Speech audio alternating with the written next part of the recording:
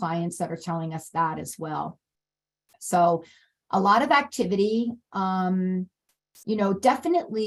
the industry, it's definitely like the housing industry is in crises, right? It's different. It feels different than 2008. And I still feel like, we have some ways to go with this. We're not, we're by no stretch out of it. It does seem for the moment that the banking contagion is being held, and let's hope, right, that does, that is exactly what happens, because I could tell you, as somebody, I'm at Citizens Bank, and we don't ever like to see another bank go under, or experience some of the, be on the front page of the New York Times, like our world being on the front page of the New York Times, day in and day out, because it's just not good for anyone, right? It creates a lot of anxiety and fear in customers. We definitely have had some folks that were that said they were going to do something, but like now they're just more concerned about making sure that their money is safe, and maybe spreading it around, different banks. So, yeah, I don't know. That's kind of like state of the union right now, right? Right. Well, for me, I look at it like this. I think that banking, financing is almost like it's an elephant in the room, and people are afraid to even talk about it or look at it, when the reality is that rates are still historically low. Yes. The other thing that you have to consider is you have to consider the value of the use of your money. I have to say, and I'm sure that there will be a lot of haters or nayers out there, but I will say that I think right now is opportunity. I think that, I just went, and personally, I like to make investments. I mean, I hate to say this. I think it's actually, we're entering into a flipper's market. I think that the opportunity right now to buy, do some work, and sell it is very much there. And is it the lowest price you're absolutely going to get? Absolutely not. Prices could always go lower. But, if I want to quote two of my respected mentors, certainly by quoting either Howard Lorber and Pam Liebman, and many others out there, will say that, people just forget. That's it. They just forget. And now that time has gone by, and now that here we are, it's how many months? What'd you say it was? 6 months later? 6 months later. Like, in other words, for the real changes that took place. And where did these? Oh, yeah. I mean, yes, it's approximately 6 months. 6 months to a year almost, really. Right. I mean, so the reality is, at this point in time, you have new people that are entering into the market that never considered buying before. And so for them, they weren't looking when rates were at 2% and 3%. It's people like us that may have done mortgages, refinances in the last couple of years. And it's a tough pill to swallow. But look, from an investment standpoint, who cares what the rates are? And what about this? I don't know if Citizens right now has this product. Are you guys doing an interest only? Yes, we're probably doing more interest only loans than ever. Okay, right? So this great answer. And I think that let's talk about interest only loans right now, because the reality is, I bet you that most brokers out there that are on here, or owners, or people in general, they do not understand how beneficial an interest only product is in an environment like we're in today, or even how beneficial it is to go into the market, make the investment, either close cash if you can, or do the financing. When you're doing it as an investment, what's the difference? Right. You're in, you're renovating, you're out. Yeah. I mean, I would say this too, right? With interest only, so interest only, for anybody who may not be aware of what that is it's a feature of a loan. So it's where, instead of having to make principal and interest payments on a monthly basis, you're only required to make the interest only payment. Some of the reasons, it's always been an attractive loan for a lot of people in the New York City market, just because of the nature of how people get compensated here, right? Anybody who's self-employed, who's in finance, gets paid variable income from commissions, bonuses, things like that. They have known about these types of loans for a long time.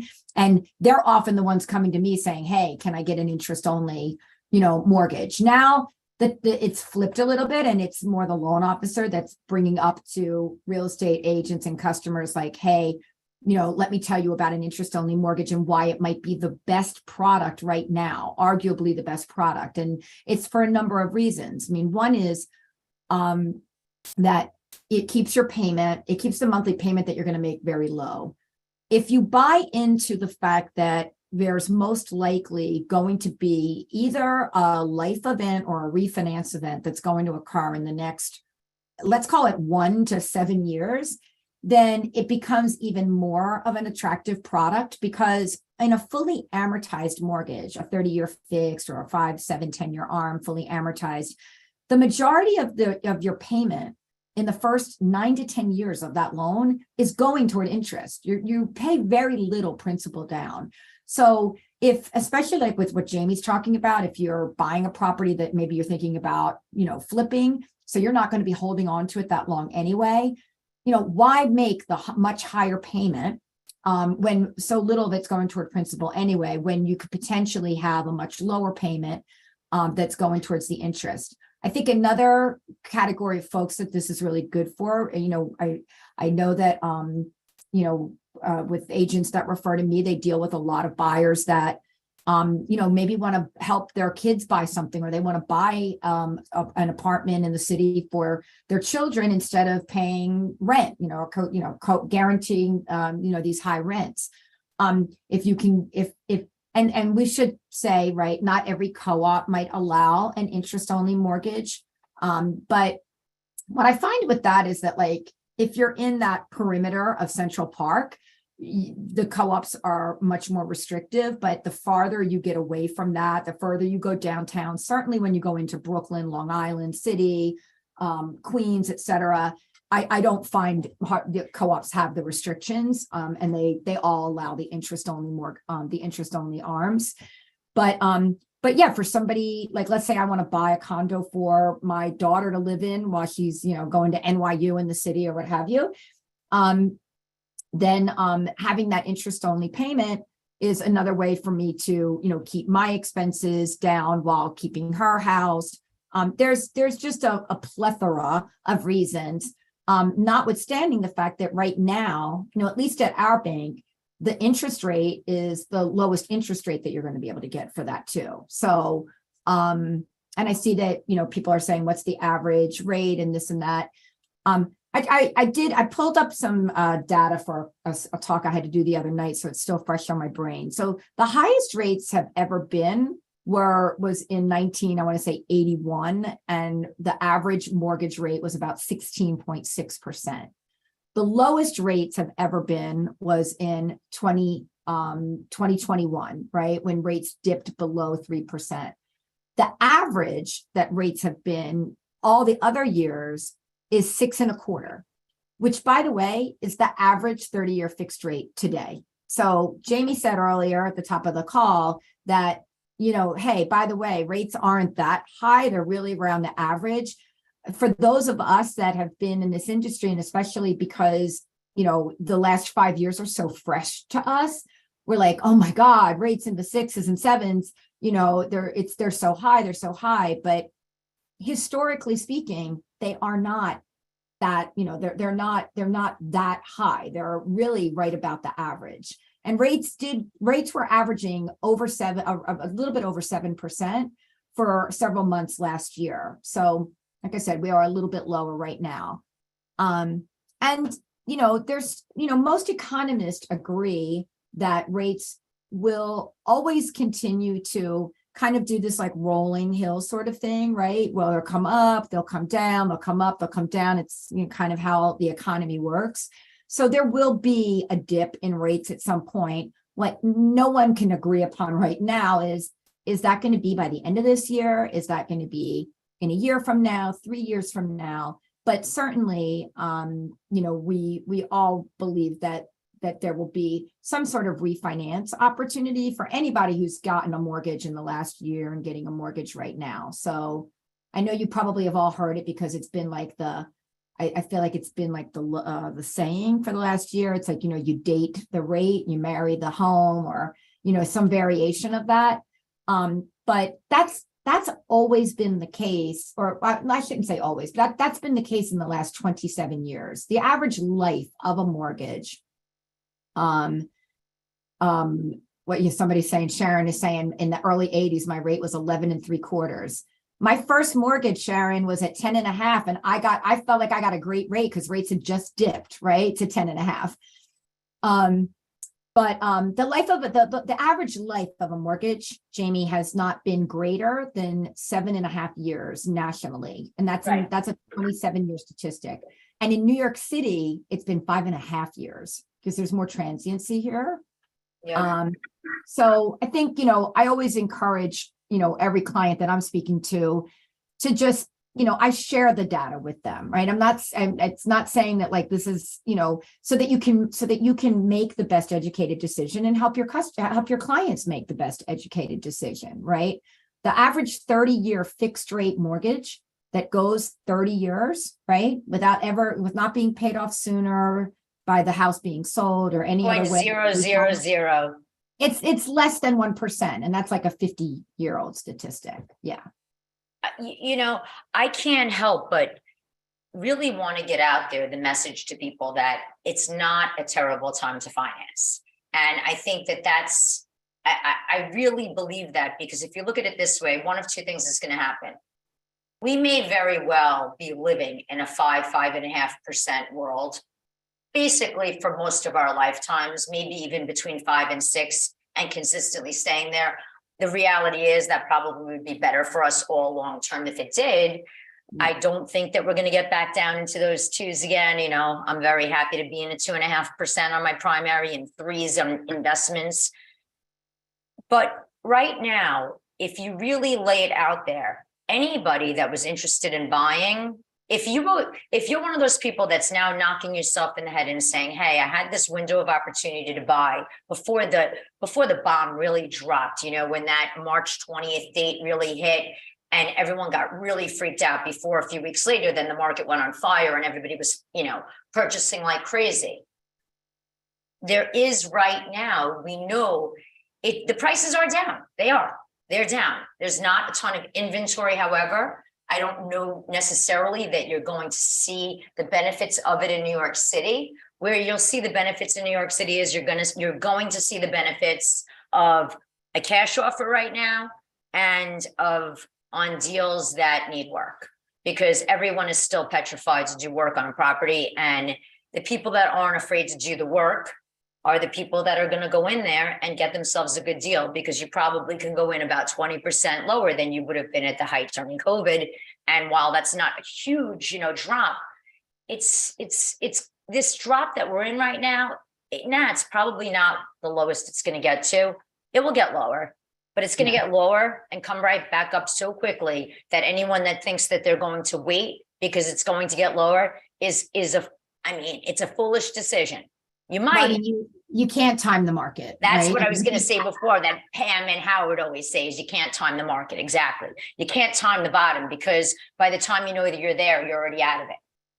I think that the best advice that I've been given, and that, and that I've read too, is if you are financially capable, right, of buying a home, that actually in a downturn market like we're in right now, it's the best time to buy property, right? Because not everyone isn't going to be in the same position that you are. And if you look historically, just in the New York City market, anybody, like we've had, I want to say like 2 or 3 downturns, anybody who was able to purchase during those periods, they experienced the greatest appreciation in equity in like the shortest period of time. So if history tells us anything, right? If I'm somebody that, has the cash, has the credit, has the income, if I, need a loan to buy something, I agree with you, Jamie. I think now is like a best time to buy. It's a great time. I can't, I was trying to think.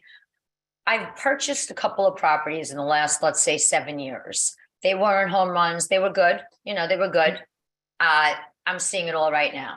And I'm out here. I live in Port Washington, and I know here I'm always looking. I always like to know exactly what's on the market. I don't act as a broker, so my brokers, don't worry. I still go to all of you, but I like to look here for investments, and I feel really good about it. I think that it's not, like I said, I'm not looking for a home run, but I think you could go and make 20%. 20% of your money right now and get in and out of deals in the next 6 months. Obviously, when you're dealing with boards, it's a little bit different. If you have access to the cash, it's a little bit different. You're going to see people going in there on hard money loans right now, because if you want to make some money, the opportunity is here right now. You just got to have, I guess, a little bit of balls to do it, but that's what you need to. You mentioned too about properties looking, maybe considering properties that need work, right? Need some sort of renovation, whether it's a, minor renovation or an extensive renovation. And, we've seen, I've personally seen a huge uptick in those types of transactions, right? People that are coming saying, hey, can I get the money to buy this home and renovate it, right? Like, what does that look like? And, Jamie and I have done many of these types of sessions on construction loans.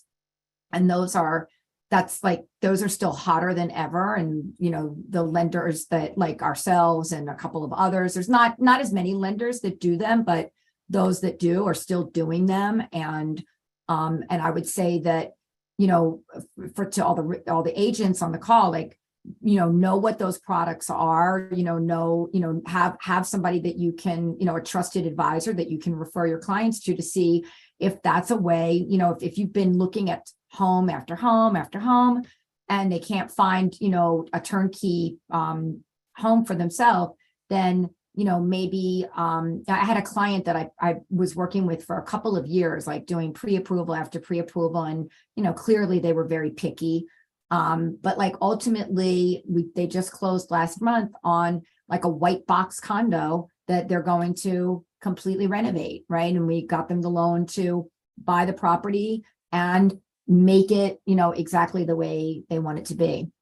Let's just point out there though, and I know because I personally asked you this question the other day, on your construction loans, you can only do those on a primary or secondary residence, correct? That is correct. Yes. Yeah. So it has to be owner occupied, right? So it's not for somebody that's looking to buy an investment property. Not a flip. Those you go to the hard money lenders for. Yes. Yes. But I will say though, on your primary, just to also make it even that much more interesting and attractive for everyone out there, when you do go and get the construction loan, you're actually wrapping it into your underlying mortgage too, right? You can do it all together and it's the same rate.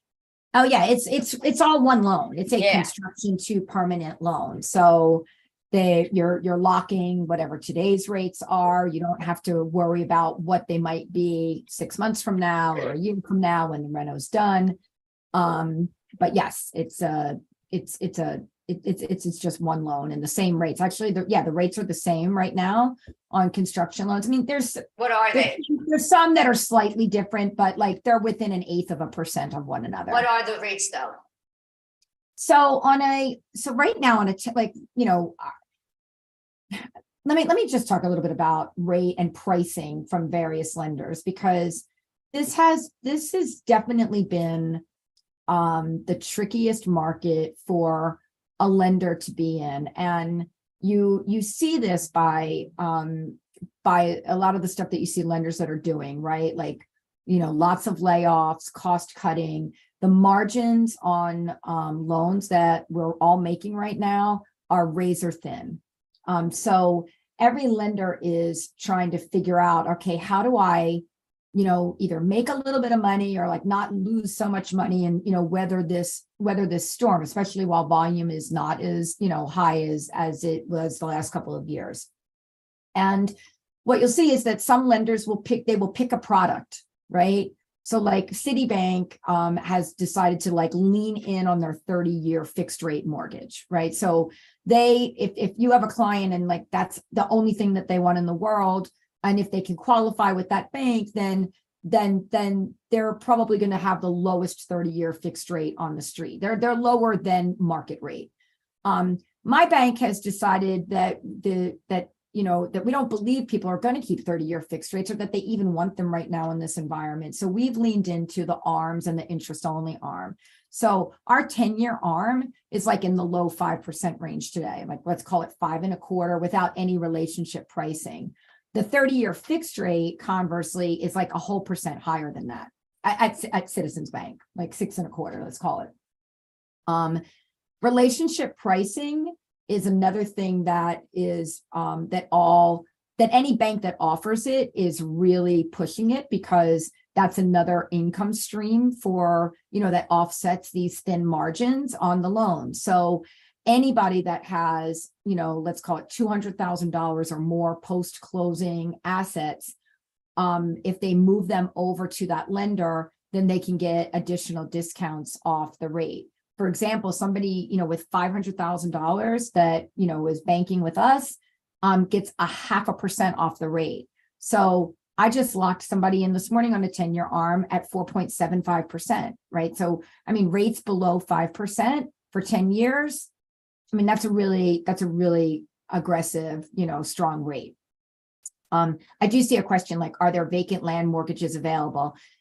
There's not too many lenders that do those, but there are, right? I think probably best bet when you're trying to just get a loan for vacant land is to either go to a broker or, like a community bank somewhere, like someplace that's, indigenous to where the property is located.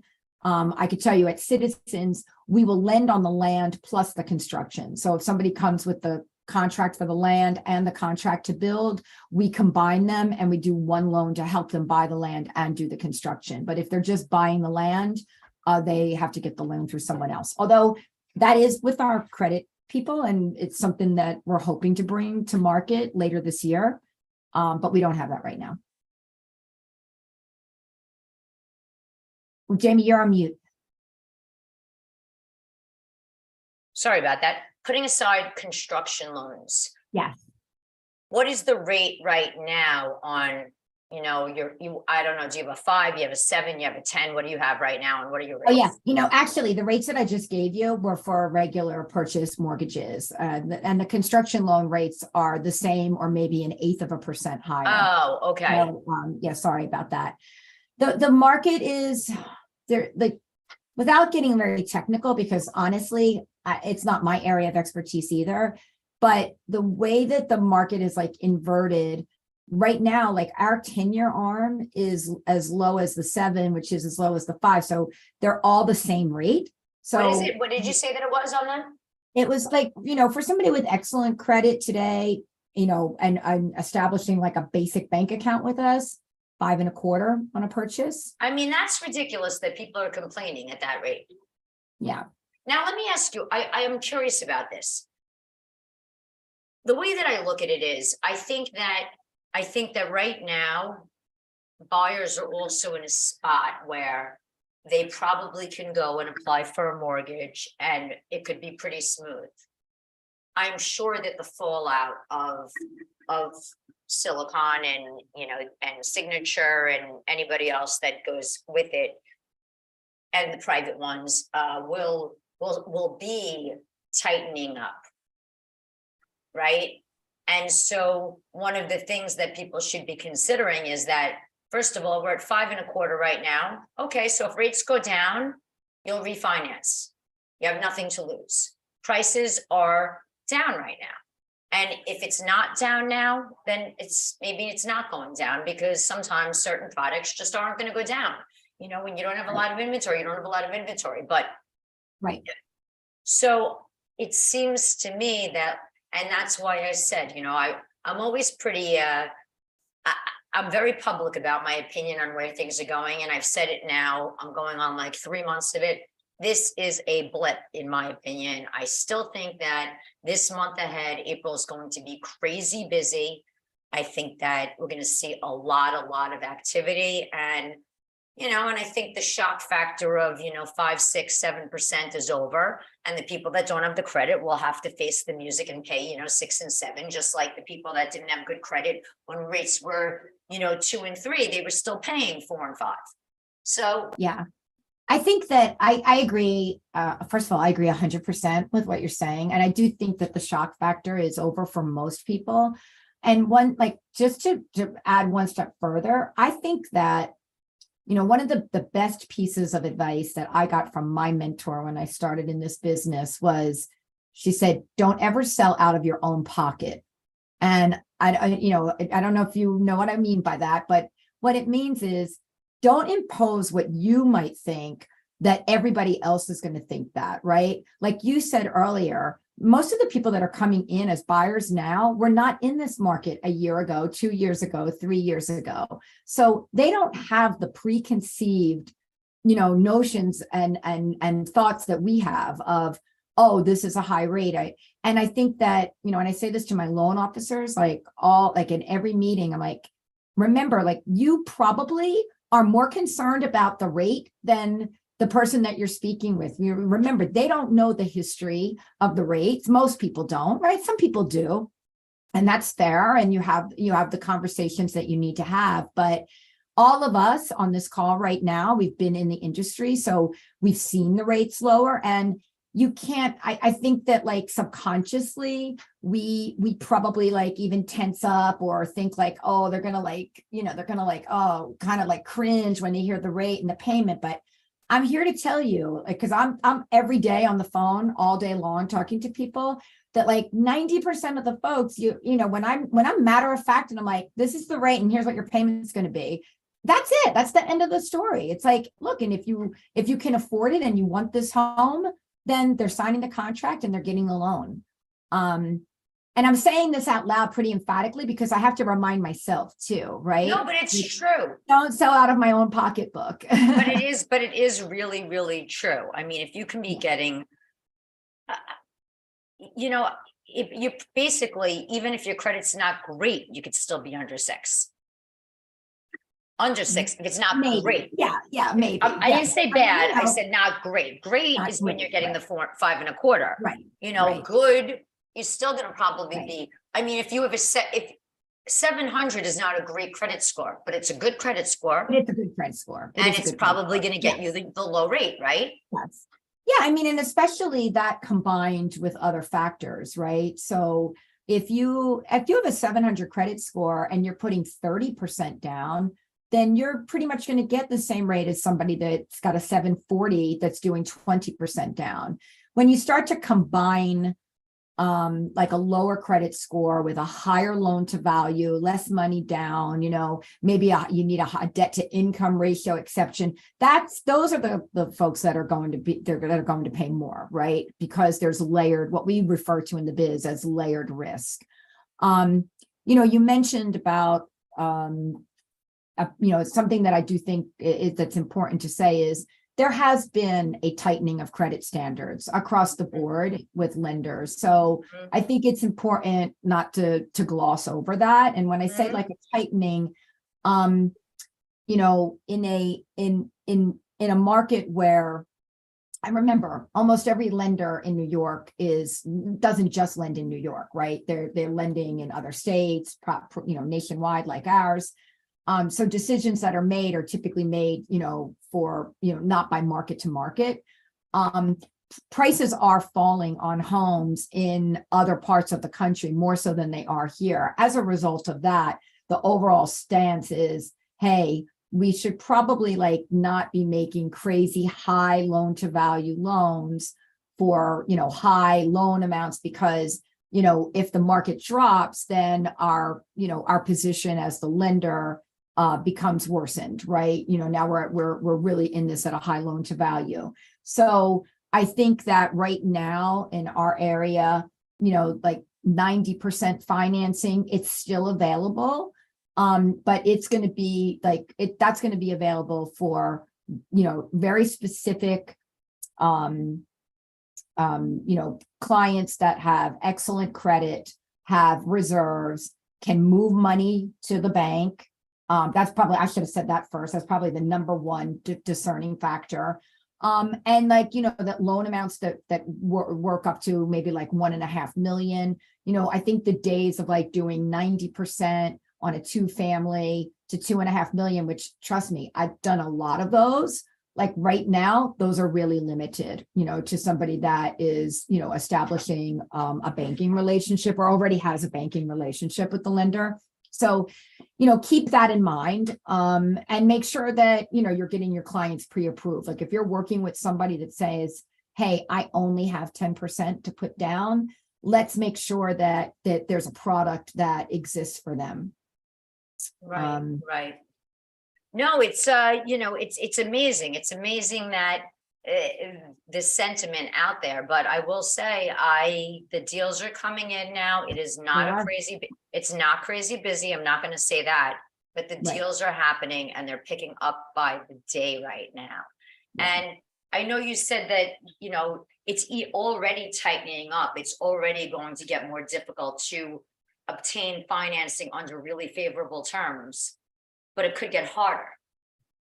I mean, I think there's always the opportunity, there's always, it's organic, right? I mean, we're constantly, I get at least 3 or 4 different memos per week of, changes to guidelines.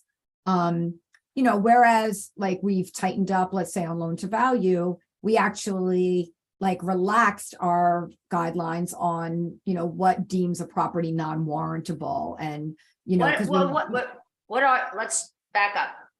Explain warrantable versus non-warrantable and explain where you stand on those now, if you can. Yeah, sure. So every condominium and co-op, there are guidelines that are set forth by Fannie Mae and Freddie Mac, right? Which are, so they're quasi-governing, institutions over the mortgage industry.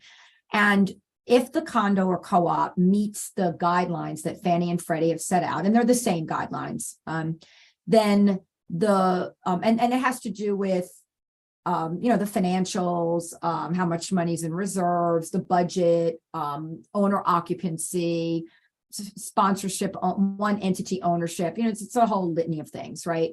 If that building meets those guidelines that they set forth, then it is considered warrantable.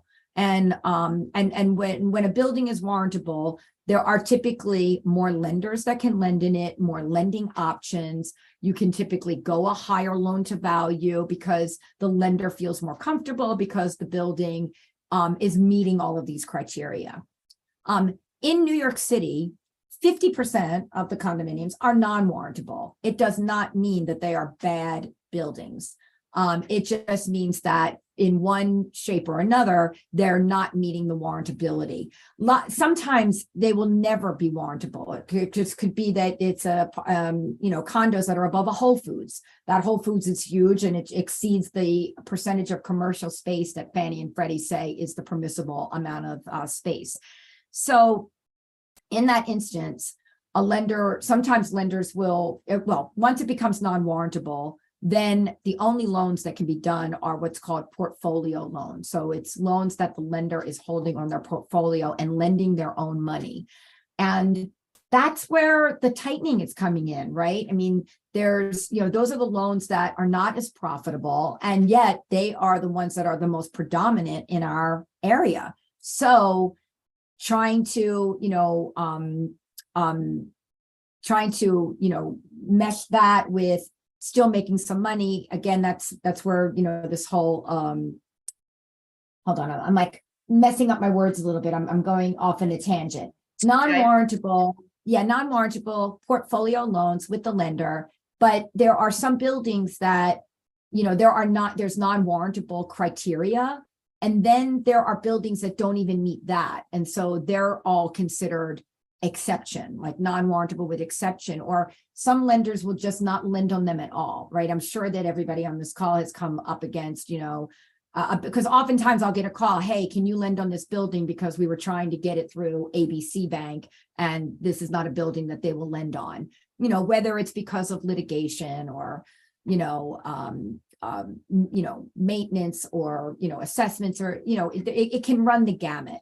But what we did recently is we are allowing more buildings to just fall into that non-warrantable category and not have to require an exception. That's great. It's going to be great for customers because it will lower their cost because there was. You won't, what does that mean though? You won't have meaning that when you say it won't need an exception, meaning you're not gonna have to get like that extra level of approval on underwriting? Exactly. Yes. So it will lessen, having to have an extra level of approval, and it will also lessen the cost to the borrower, because basically our credit committee has looked at, what we really want to see that makes us feel good about a building's viability. And we're saying like some of the things that we had in there that used to require an exception will no longer require an exception. I don't know that I can get that much granular on it as that, but just to say that, to answer your question about tightening up, yes, there's tightening and then loosening, because I know that like we, at least here at Citizens, we're always looking for ways to, how can we bring in, and generate more business. So, like this morning we came in and they said, hey, we're giving a spring special. So when rates open up this morning, you're going to see that we lowered rates across the board on all of these particular products for purchases, strictly for purchases. And, maybe we'll do that for a month, while we're in the spring market. So, and I think that trying to balance it. I do think that consumers are going to see a lot of that across the board. And that's going to be another reason to get out there and start looking. I went yesterday, I had to go. I was thinking that I had months until my kids got home from college. And then I realized it's already April and the first year's over. And I realized that these cars that I needed to like trade in and make changes, I did nothing. And I went into an Audi dealership here on Long Island yesterday. And by the way, only on new. That's another key thing on their new Q5, and only on Q5, they're offering 2.99. Wow. Worth getting, you're right. And on the other ones that are not the Q5, they were still doing like 4.99. Not that that's a great rate, but it's certainly not a bad rate. But Right. 3 is like ridiculous. You can borrow for 3 and make an extra 1.5 at the bank. Well, no, I don't know. What are banks paying interest wise right now?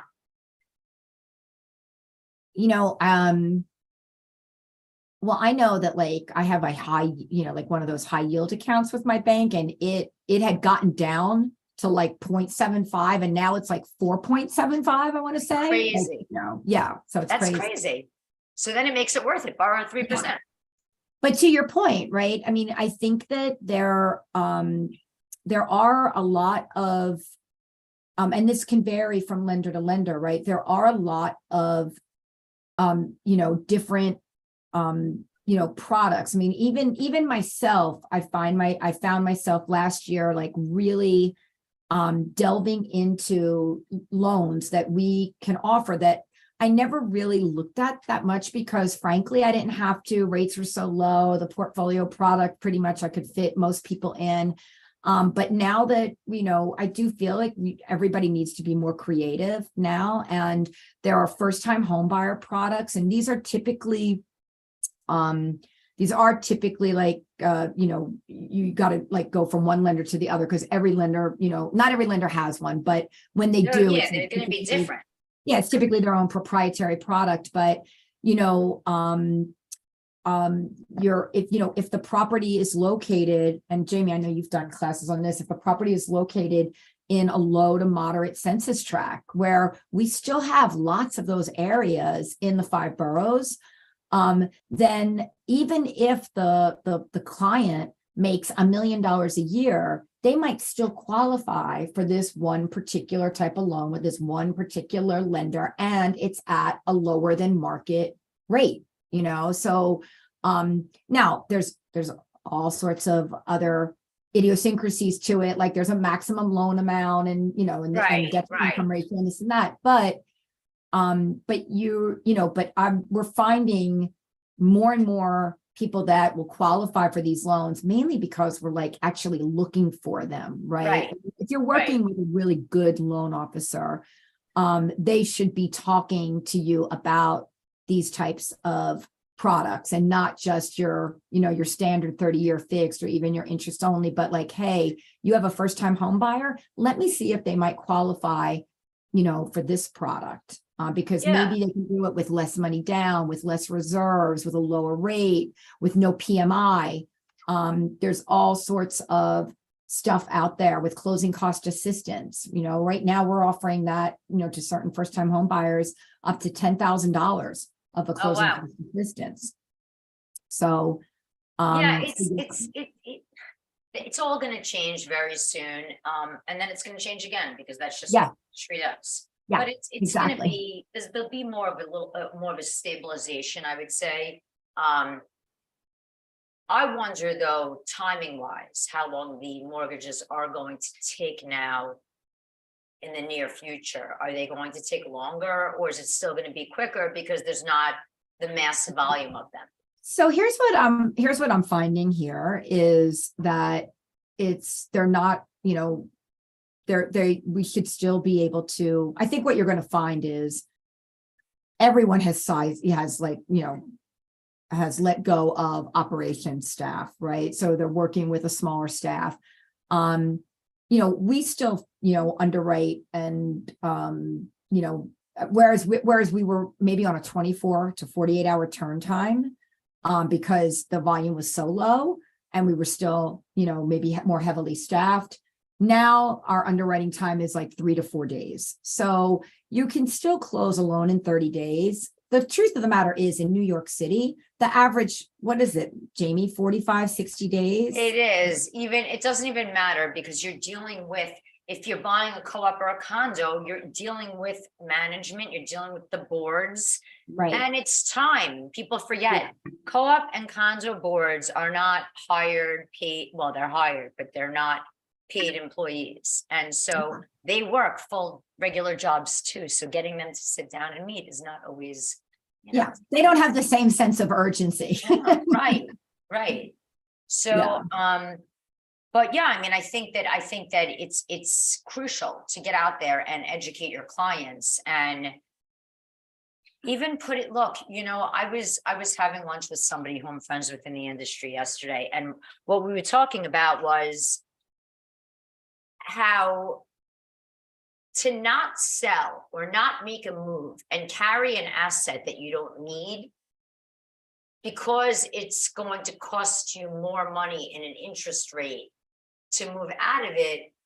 Maybe it really doesn't make the most sense because at the end of the day, I look at it, for me, I still have 2 of my 3 dogs are huge. And I still have a kid full-time at home. And the 2 older ones are only freshmen. So I have some time. But then if you really think about it, I'm not going to see 2.5 for a very long time. Does that mean that I'm going to stay here for the next 20 years? Right. So you have to really be realistic about it too. Listen, if you're someone like me that got in at a jumbo mortgage at a 2.5% rate, you just got to be thankful every time that you cut that, make that payment and be happy that it is where it is. Right. But like you said, at the same time, if your situation was different and if it was like just you and your husband and like one dog, so you'd be like, do I really, am I staying in the house because of because I have a low rate? Right. No. It doesn't make sense. That's the bottom line. So, and people that are waiting, look, the people that waited and didn't sell when they could have gotten top dollar in COVID, if they're not selling now, they're nuts. Because if they're not selling now, what do they think they're waiting for? Because if those people didn't sell then and were regretful, they're just going to be regretful again. Because the likelihood that they're going to hit the bottom is slim and none. Yeah. So I agree. Yeah. Maria, I want you to please put into the chat all of your information, your email, your direct line, so that people can contact you. I don't know if you saw it. There was a question in the Q&A. on whether or not you would refinance an interest only, or is that only on a new loan? I don't think I saw that in the Q&A. On the Q, it does, yeah, so Yeah, is you're- interest only available on a refinance, or is it just yeah, on? of course. Yeah. It's like any mortgage, you can refinance it when you need to, or when the opportunity presents itself. There's no prepayment penalties. I mean, look, you always have to. If that's the case, then people might end up having lower monthly payments by refinancing out on an interest only, even though their rate is lower on their current mortgage. Right. I mean, here's the other thing, right, with interest only, is, like I personally have an interest only mortgage on my home. And I did it for a number of reasons, notwithstanding the fact that, hey, I can make principal payments at any time, right? And anytime that I do make a principal payment, my interest only payment comes down the next month, right? Because remember, I'm only making interest only payments on whatever the principal is remaining. So you can control the, especially if you're a disciplined person, or like I said, if you have bonus income, or, you're going to have some money coming in chunks. It's not anything that I'm afraid of, because I know at the end of my 10 years, I'm either going to have the mortgage significantly paid down, or I will have refinanced by then. So let's play it out. Let's play the movie through to the end. Let's say I have this 10-year interest only arm. I get to the end of 10 years, then what, right? If you do nothing, if you never make anything but an interest only payment, you will owe the entire balance, and you will now have 20 years to pay that balance back. However, if you're somebody like myself that's like paying chunks of it down, I'm not really concerned about what the rate's going to be 10 years from now, because my balance is going to be so much lower that even if my rate is so much higher, it's probably, my payments are probably going to be negligible, right? So there's ways that you can control that. I do see a question like, is there a max amount that you lend on interest only? No. But like the higher you go, the lower the loan to value, right? So, but we go up to, $3 million at, like with 25% down, up to 2.5 with like 80% down, I want to say. Might even be up to 3 million with 20% down. So yeah, there's no maximum amount. Yeah, typically I would say these loans were designed for higher loan amounts, but right now with the market that we're in, I'm finding more and more clients that are buying $400,000 to $700,000 condos and co-ops that are opting to go for the interest only. Very good. This is such good information, and I definitely want to get you back here again like next month, because I do think that this is going to be a very fluid part of the business. I agree. And I think, what, if I were you, I'd be blasting the information out there in terms of what your rates are, because people do not know about 5.25 rates. So I think it's important, and always great information from you. And I am very lucky because I get to see you later again. Someone was just asking if the interest only is connected to LIBOR. I thought LIBOR is like out these days. It's gone. Yeah, I just texted. Yeah. I just wrote back that LIBOR is no longer an index. And the whole industry moved about a couple of years ago to what's called the SOFR, SOFR. And it's the 6-month SOFR if you want to look it up or Google it. All right, good stuff. Good stuff. All right. So Thank you so much for having me, Jamie. I really thank you for being here. It's always nice to see you, and you provide really good information. So I have personally on properties done loans with Maria. We've worked together for many years. She's worked with many of my clients, whether it's construction loan, regular loan, SEMA. Somebody's saying they don't see your information. Did you put it to everyone? Make sure you wrote everyone, not just panelists or hosts. Oh boy, you know what? I think I am just doing it to host and panelists. So sorry. Yeah, so she's going to re-put that in there so that you all have it. And it was great seeing you. I will have my calendar for April up by tomorrow, maybe by Saturday. And I'll be doing all kinds of other classes and going right into the whole month. And I'll see everybody then. And thank you so much for joining me. These were really good Really good topic, really relevant right now. Thanks so much. Thanks for having me, everyone. Have a All great right. day. Take Bye-bye. care. All right, everybody. I'm going to leave the Zoom now. And for those of you who are watching on YouTube, this is Jamie Heiberger Harrison, SDK Heiberger, and I'm with RE Credits. It's my real estate school where you can go on and register online through my website. And I will be holding my classes for next month. And again, they will be coming out soon. And for now, the classes are free and you can catch them on Zoom, and I will be streaming live to YouTube again as well. Nice to see everybody, and I hope to see you again soon. If you need any help for you or your clients buying or selling buildings, apartments, co-ops, condos in New York, or have any lease work, or need help with your tenants for your landlord tenant work or other real estate litigation, please feel free to give me a call and I'll speak to you soon.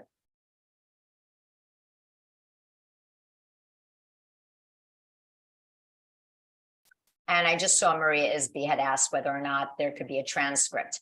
The recording will actually be on my YouTube, and I guess I can put on there, have captions on there. So anyway, hope to see you all again soon. Take care.